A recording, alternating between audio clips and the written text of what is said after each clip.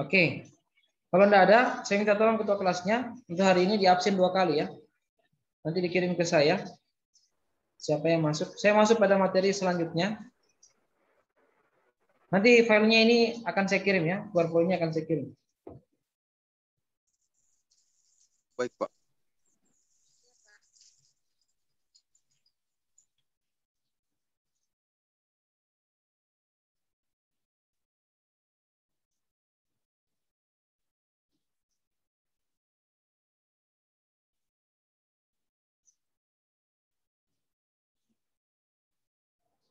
Ini saya lihat banyak sekali yang keluar masuk ini.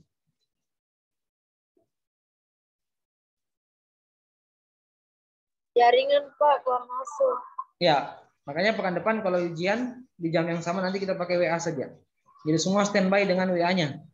Di jaringan masing-masing. Kita akan ujian pilihan ganda. Baik Pak. Oke, saya lanjut distorsi pasar. Ini yang saya maksud tadi. Apa-apa bentuk distorsi atau apa-apa bentuk gangguan atau perilaku yang menjadikan gangguan dalam pasar itu sendiri.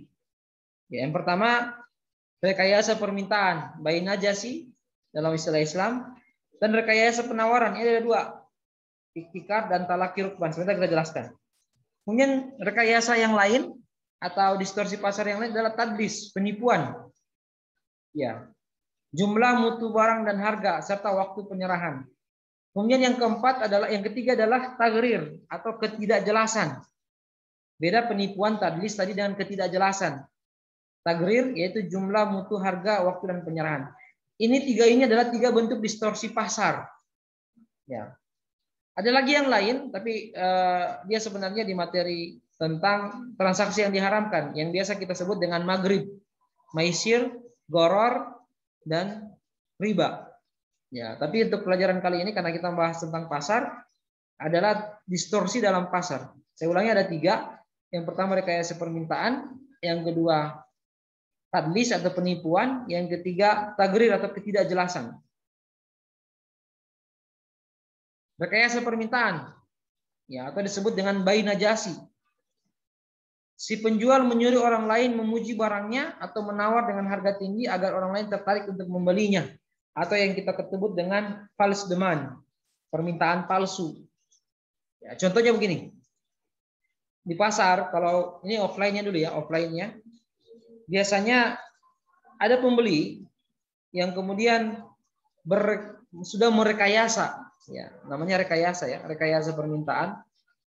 Dia merekayasa, dia suruh temannya untuk memuji-muji barangnya.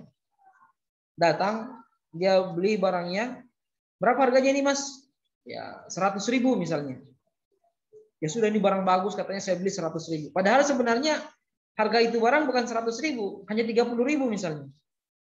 Tapi karena dia membuat, karena pada saat itu mungkin lagi rame, dia merekayasa permintaan, dia merekayasa orang untuk memuji barangnya dan membeli, pura-pura dia beli, kemudian dia kembalikan. Ini yang disebut dengan rekayasa permintaan atau false demand atau bayi najasi dalam istilah Islam. Kalau online-nya misalnya, kalau kalian beli di online, di toko online, di Shopee atau di Lazada atau di Google, apa itu KJB misalnya di Facebook, kan pertama yang kita lihat itu komentar, ya kan? Siapa yang biasa beli ya nih, beli pakaian atau beli online? Yuriana pernah beli online? Ya Pak, pernah. Pernah. Di mana? Di mana kamu beli online-nya? Hah? Halo, di mana? Shopee, Pak. Di Shopee. Pada saat kamu beli, yang pertama kamu lihat kan komentar di bawahnya kan? Pak. Ya. Pernah lihat komentar-komentar di bawahnya tentang produk itu? Iya. Ya. Kadang yang komentar itu temannya. Ya, dia katakan bahwa barangnya telah sampai, kemudian kualitasnya bagus, harganya murah. Ini yang disebut dengan bai najasi. Menyuruh orang lain memuji barangnya atau menawar dengan harga tinggi agar orang lain tertarik untuk membelinya. Ya, hati-hati jangan tertipu, dan dalam Islam itu tidak boleh. Jangan sampai kalian ada yang berbisnis online melakukan hal yang sama. Itu dalam Islam tidak boleh. Ya, kalau memang ada orang yang melakukan testimoni dan itu benar, tidak direkayasa, maka tidak apa-apa. Itu menjadi penarik. Tapi kalau dia menjadikannya sebagai cara untuk menarik pembeli, maka inilah yang disebut dengan bai najasi atau false demand atau rekayasa permintaan. Kemudian tambahan atau revenue akibat bai najasi ini hukumnya haram. Ya, contoh ini tadi pasar beras, pasar falas, dan pasar saham. Ya. Pasar saham juga ini berbeda pendapat sebenarnya. Ada yang mengharamkan, ada yang menghalalkan. Kalau saya, ya orang yang bermain saham itu hanya karena bukan mau berinvestasi. Saham itu kan investasi sebenarnya. Falas itu investasi. Ya, tetapi kadang orang hanya bermain saham. Ketika harganya mahal dia jual, harganya murah dia beli. Ini hampir disebut dengan perjudian. Makanya kalau saya lebih kena ke niatnya. Kalau niatnya dia investasi, maka dia dihalalkan. Tapi kalau niatnya untuk bermain, main game, maka itu diharamkan. Tapi tentu ini berbeda pendapat yang lain dan kita hargai perbedaan pendapat yang ada. Tadi rekayasa permintaan contohnya seperti yang saya sampaikan tadi sebelumnya. Oke, kemudian yang kedua rekayasa penawaran, ikhtikar, ya, atau menimbun yang saya bilang tadi, monopoli rent seeking, mengambil keuntungan di atas keuntungan normal dengan cara menjual lebih sedikit barang dengan harga yang lebih sedikit. Jadi beras itu dia timbun. Dia sebagai agen timbun berasnya, dia jual sedikit-sedikit dengan harga yang tinggi. Karena teori permintaan itu kan kalau harga barangnya kalau jumlah barangnya sedikit sementara permintaan banyak, maka harga barang naik. Itu yang dia lakukan. Dia timbun misalnya gas. Biasanya kadang kita kekurangan gas kosong di kota Kendari. Yang penimbun ini mulai dia keluarkan sedikit-sedikit, dia jual sudah 30.000, dia jual sudah 40.000. Nah, ini yang tidak boleh dalam Islam. Ini diharamkan. Ya. Selisih keuntungan ikhtikar dengan keuntungan normal hukumnya haram. Ya, ini rekayasa penawaran, yaitu ikhtikar atau menimbun.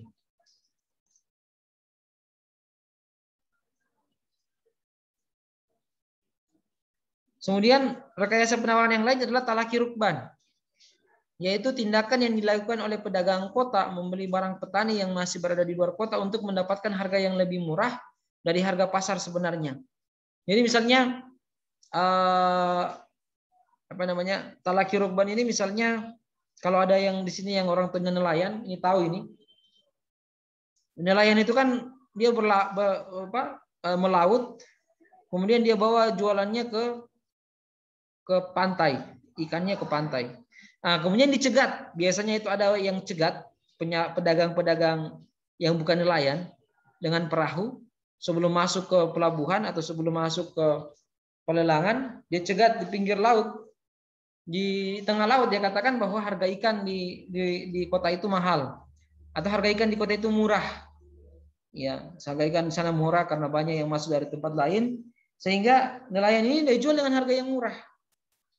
Hanya dibilang talaki rukban. Ya, dia bertemu dengan membatasi penjual dari luar kota untuk masuk ke kota. Ya, begitu juga misalnya dengan durian. Dia ketemu di sana, dia katakan durian di Kendari itu murah karena lagi banyak.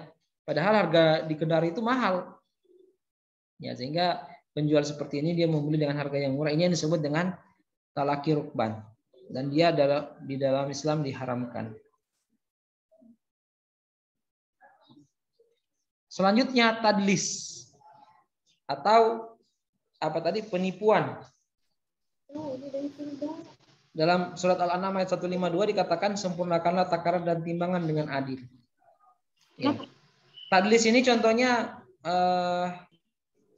kamu beli rambutan per kilo, tapi kilonya dia sudah tambahkan magnet di bawahnya. Ya, dia sudah tambahkan magnet di bawahnya sehingga beratnya bertambah. Ini yang disebut dengan tadlis atau penipuan dalam segi kuantitas. Ya, takaran. Atau penjual beras misalnya, penjual beras per liternya dia pekotkan di bawahnya supaya takarannya rendah. Ini yang disebut tadlis atau penipuan. Tadlis ini melanggar prinsip ekonomi Islam, yaitu saling ridho, ya. Saling ridho. La tazlimuna wa la tuzlamun. Tidak menzolimi dan tidak pula dizolimi. Ya. Untuk menghindari penipuan, maka masing-masing pihak harus mempelajari strategi pihak lain. Jadi kita sebagai pembeli juga harus tahu, ya, jangan sampai kita termasuk orang yang ditipu dalam takaran tadi, penipuan dalam jumlah tadi. Ya, kelihatan sebenarnya itu. Ya, tapi kadang kalau terburu-buru, ya dia mainkan di timbangannya, dia mainkan di takarannya, maka kita akan kurang. Ya. Ada yang selalu saya kritis kalau ada di sini yang jual bensin, yang bensin enceran. Itu bensin enceran yang diencer itu kan, itu bukan 1 liter itu. Ada yang pernah ada di sini penjual bensin enceran? Ada yang bapaknya atau mamanya atau di rumahnya jual bensin enceran? Halo? Nggak ada ya? Ya, 1 botol itu bukan 1 liter. Itu hanya 0,8 liter. Jadi jangan dibilang itu 1 liter. Jangan ditulis 1 liter 10.000, jangan. Ya, tulis saya 1 botol 10.000. Karena kau kalau sebut 1 liter maka kamu termasuk tadlis. Kamu berbohong dari takaran. Karena ukuran itu bukan 1 liter itu. Ukuran botol bensin itu hanya 0,8 liter. Ya, dia akan sah kalau kamu tulis 1 botol 1 liter. Itu tidak penipuan karena memang botolnya ditahu. Tapi kalau kamu tulis 1 liter 10.000, maka kamu sudah berbohong karena isinya itu bukan 1 liter. Ini yang disebut tadlis dalam kuantitas atau jumlah barang.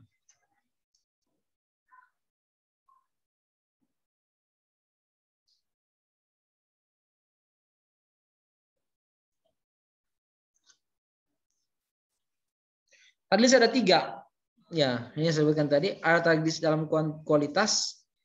Misalnya penjual baju. Ada biasa orang jual baju 1 kontainer kayak penjual baju RB ya, atau apalah di sini Cakar misalnya. Ya, itu tadlis dalam kualitas. Kita tidak tahu di dalam itu isinya bagus atau tidak. Ada yang sudah robek ternyata, ada yang masih bagus. Makanya ini disebut, ini juga melanggar sebenarnya karena orang tidak tahu isi kontainer itu apa. Dia hanya jual saja semuanya 1 juta misalnya 1 karung. Kita tidak tahu kualitas dalamnya. Ada yang sudah robek, ada yang bagus. Makanya untung-untungan. Ini tidak boleh. Ya, ini namanya tadlis dalam kualitas. Tadlis dalam kuantitas. Ya. Menyembunyikan cacat dan atau kuantitas buruk yang tidak disepakati penjual dan pembeli. Ya, jadi kayak tadi, ya tadi saya sebutkan contoh-contoh tadlis atau tipuan dalam kuantitas. Ya, ukuran timbangan yang dikurangi. Kemudian tadlis dalam harga. Ya, ini dulu supir taksi. Ya, dulu kalau kita naik taksi sebelum adanya Grab, itu kita hanya pakai Argo. Argo ini bahaya orang, kayak misalnya saya ke Kendari, saya tidak tahu jalan di Kendari, saya diputar. Putar ke kiri, putar ke kanan, lewat sana, lewat sini. Kita tidak tahu kenapa. Karena harganya itu ditentukan oleh Argonya. Kalau masih ingat ada Argo itu, mungkin zaman kalian sudah tidak ada. Zaman kalian sudah zamannya Grab. Ya, kalau Grab itu sudah jelas dia. Karena sebelum kita naik sudah tahu rutenya ke sini dan ke sini. Harganya sekian. Sehingga tidak bisa ditipu pembeli walaupun dia tidak tahu jalanan.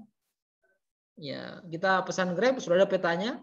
Misalnya dari sini sampai ke mall, ke Lipo misalnya, sudah digambarkan itu di Grab. Lewat sini, harganya 10.000 misalnya. Nah, kalau dulu tidak begitu. Kita tidak tahu. Mau ke Lipo, kita tidak tahu jalan, dia putar. Putar ke Wua, langsung masuk ke bahkan sampai di pelabuhan mungkin dia putar, pas tiba-tiba bayar sampai 1 juta, sampai 200.000 misalnya ongkos taksinya. Kenapa? Argonya yang menentukan. Atau argonya diatur. Ya itu namanya tadlis dalam harga, tipuan dalam harga. Kalau sekarang susah untuk kasus taksi ini, karena semua pakai Grab. Bahkan sekarang karena ada Grab juga, taksi juga sekarang sudah main tembak. Nggak usah pakai argo Pak, langsung sebut saja berapa. Lihat misalnya di Grab itu 10.000, berarti saya juga 10.000. Biasanya begitu. Nah itu lebih jelas, lebih islami. Kalau dulu pakai argo itu, ya kalau supir taksinya tidak jujur, maka dia termasuk dalam tadlis dalam harga ini. Kemudian tadlis dalam waktu penyerahan. Ya ada ketidakjelasan dalam waktu penyerahan. Kita sepakat misalnya apa istilahnya ya, COD, ya COD, bayar di tempat. Ya, jadi tadlis juga ini bukan saja penjual, pembeli juga begitu. Tiba di tempat dia tidak bayar, ya dia menipu penjual. Atau ada juga terbalik, kita sudah bayar, tiba-tiba barang kita belum jadi. Ya, bayar dulu Pak, baru kirim. Bayar dulu baru saya kirim barangnya, kata penjual di Shopee. Nah, bagusnya dengan model dengan model online sekarang, kalau kita belanja di Shopee itu kan uangnya itu sebenarnya tidak masuk ke ini, belum masuk ke penjual. Ya silakan kalau ada yang pernah jualan di Shopee atau di mana, ketika dia kirim uang itu bukan di rekeningnya penjual, dia kirim uang itu ke rekeningnya marketplace tadi, ya pembuat pasar itu. Ya nanti barangnya sudah sampai ke kita, baru kita katakan barangnya sudah sampai, sudah ada bukti, baru uangnya dikirim ke pembeli, sehingga tidak ada penipuan. Ya kalau misalnya penjualnya menipu, maka uangnya tidak diserahkan. Ya kalau misalnya penjualnya menipu tadlis dengan kualitas kuantitas, maka orang bisa komplain, dan Shopee tidak akan menyalahkan uang itu, transaksinya dibatalkan. Ya itu. Sekarang dengan online sebenarnya kita lebih terbuka dan lebih menghindari dari tadlis ini. Tapi itu contoh tadlis dalam waktu penyerahan. Selanjutnya tagrir atau ketidakjelasan. Ini biasanya ada 3 seperti tadi. Tagrir itu adalah melakukan sesuatu secara membabi buta tanpa mengetahui dan mencukupi atau mengambil resiko sendiri dari suatu perbuatan yang mengambil resiko tanpa mengetahui secara persis apa akibatnya dan memasuki kancah resiko tanpa memikirkan resikonya. Jadi kita tidak tahu apa yang kita jual. Contohnya nih. Tagrir. Misalnya biasanya kalau di kampung itu, ya, kalau ada bapaknya petani, dia berkebun rambutan, ya. Kalau ada bapaknya petani pekebun rambutan, kadang dia jual rambutan itu 1 pohon. Rambutannya belum masak, dia sudah jual. Ya masih muda dia sudah jual. Ini harganya 1 pohon 2 juta misalnya. Ya, ini kegarar namanya, tagrir, ketidakjelasan. Ya, kita tidak tahu, jangan sampai pas panen, pas berbuah, rambutannya diserang hama, mati. Ya sudah dibayar. Siapa mau tanggung jawab? Tentu tidak ada. Ya. Jadi tagrir itu ketidakjelasan. Dia menjual sesuatu yang belum jelas. Ya. Tagrir ini ada 4 juga. Kuantitas, kualitas, harga, dan penyerahan. Sama dengan tadlis tadi. Tapi dia modelnya ketidakjelasan. Bukan tipuan, tapi ketidakjelasan. Atau dikenal dengan sistem ijon. Banyak sekali itu. Saya lihat banyak skripsinya senior-seniormu tentang sistem ijon. Ya. Ada dia jual banyak. Kalau ada di Bombana itu ada namanya tebas. Ya. Menjual ubi dengan sistem tebas. Jadi ubinya belum berbuah, belum ditahu ubinya berapa, dijual sama Bapak Lele penjualnya. Nah, distributornya misalnya. Atau misalnya udang, banyak sekali sistem ijon ini terjadi. Ini saya lihat banyak skripsinya mahasiswa ekonomi syariah tentang sistem agent ini. Ya, atau mungkin misalnya dia jual kayak tadi rambutan yang banyak ya. Buah-buahan, buahnya belum panen, belum masak, dia sudah jual dengan harga. Atau malah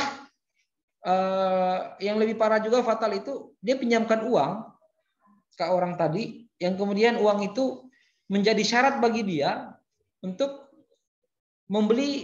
menjual barangnya ke tadi peminjam uang. Ini kena double-double ini pelanggaran syariatnya. Ya, ini yang banyak dijadikan judul skripsi oleh senior-senior atau kakak-kakakmu nanti. Pada saat kalian juga bisa mengambil ini. Ya, misalnya ada orang jual anak sapi. Sapinya lagi hamil. Ya, orang belum lahir sapinya sudah dijual. Ini sapinya kalau lahir saya beli ya, harganya 1 juta. Ya, pas lahir sapinya kakinya tidak ada 2, hanya 2 kakinya. 2-nya buntung. Nah, sudah mulai bermasalah. Siapa yang mau disalahkan? Uang sudah habis, sudah dijual. Ini yang disebut dengan sistem agent. Di kampung-kampung ini masih banyak.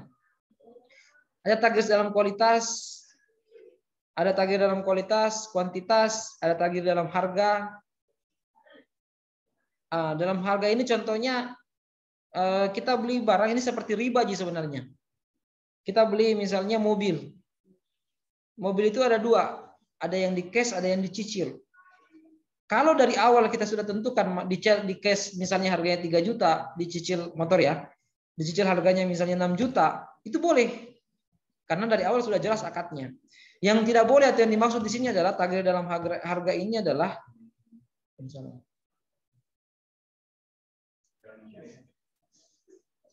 iya, makasih.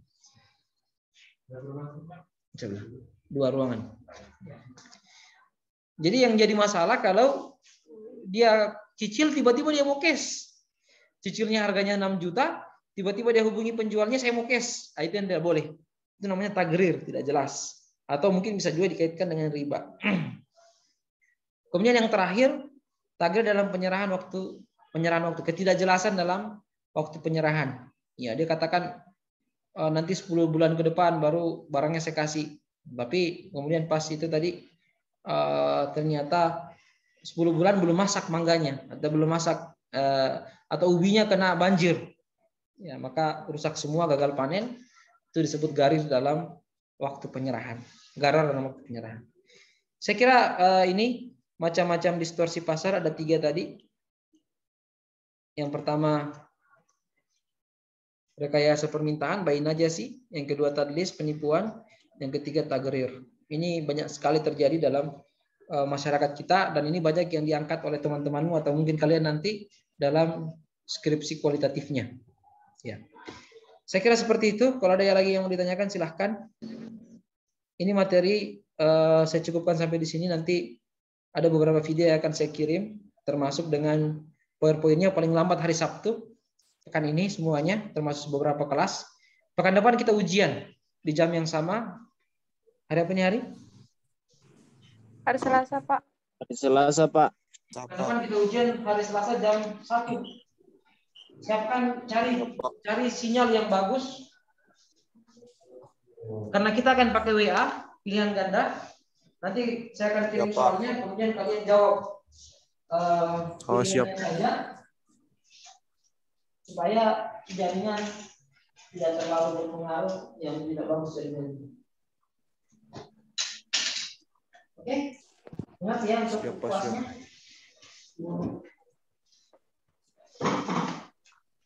Hampir luasnya ya. Halo. Ya Pak, halo. Ya, Pak. Ya, Pak. Ya. Pak. Oke, paham ya. Saya mohon nggak boleh lagi ada yang tidak ikut ujian. Ya kalau ikut materi begini mungkin ada yang keluar masuk atau ada yang hanya masuk tapi jaringannya jelek, kita masih maklumi. Ya Pak, betul-betul. Ya. Tapi kalau ujian WhatsApp saya tidak mau. Saya tidak mau tahu, pokoknya semua harus siap karena WhatsApp itu ringan. Ya, tidak boleh ada yang terlambat.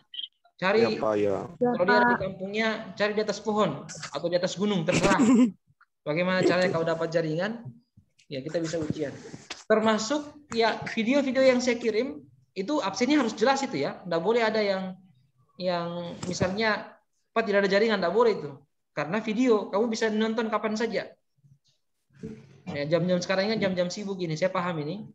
Makanya saya dari tadi antara menerima masuk kalian dengan slide, jadi kacau. Ya kita paham karena keluar masuk jaringannya itu tidak ada masalah. Saya tidak mau lagi, saya ingatkan sama kalian sekali lagi, saya tidak mau nanti semester depan minta nilai, Pak nilai saya ini karena nilai saya tidak keluar. Ya saya akan berikan nilai bagi yang ikut UTS dan ikut UAS, itu saja. Ya. Kalau tidak, ya jangan harap ada nilainya. Pasti error itu. Kalau UTS lengkap, UAS ada, ya sudah paling minimal B lah. Nggak ada yang lain. Alhamdulillah. Oke ya? Alhamdulillah. Ya, B itu banyak, ada B minus.